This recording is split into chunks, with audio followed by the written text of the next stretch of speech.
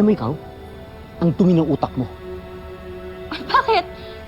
Ano pa bang gusto mong isipin ko sa mga ginagawa mo? Eh, yung sarili mo ng pamilya, hindi mo matulungan, tapos nakikiepal ka sa problema ng ibang tao. Dahil ano, mabait ka? Tigilan mo ko, Edward. Alam mo, Thea, ganyan ka lang mag-isip.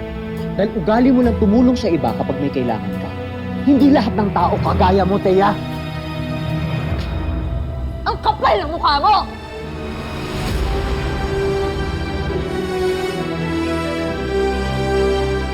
Ramdam na ramdam ko sa palad ko, Edward.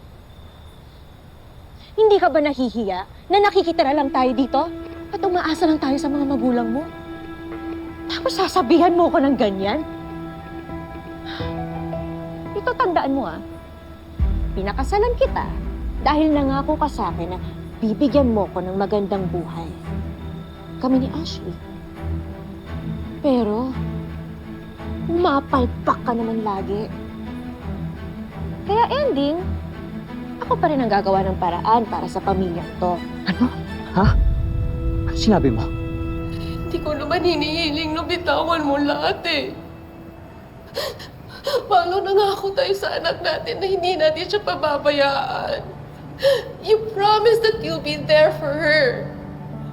Pero every time na hahanapin ka niya, napipilitan ako magsinungaling. Imbis na lumakas ang loob niya, nadidisappoint lang siya.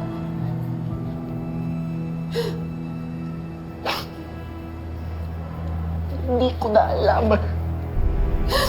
Hindi ko na alam. One of these days, babalik na ako sa Torre Campo Real. Sandali. Hinding-hindi ako magmamakaawa kay Paolo. Lalong-lalo na kay Dad na tanggapin ka sa kumpanya niya. Sino ba nagsabi sa'yo na aasa ako sa'yo?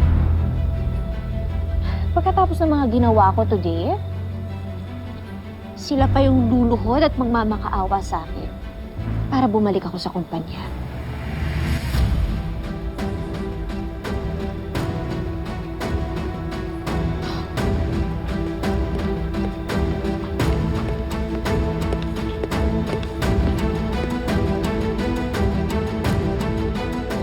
Ginagawa ko naman lahat ng dapat kong gawin eh. Pero hindi pa rin enough dyan sa mata mo. Hindi ko na alam kung saan ako lulugar. Sandali, alis ka na naman. Hindi makakabuti kay Jasmine pa kapag nakikita niya tayong ganito. Hindi niya tayo dapat makita nag-aaway.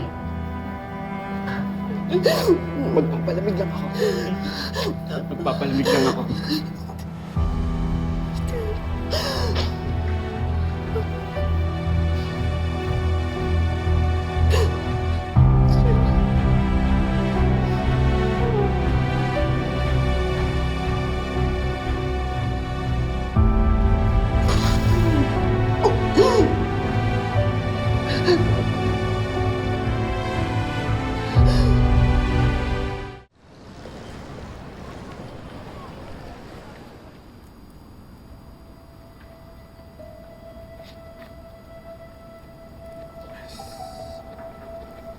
Sir? Dad.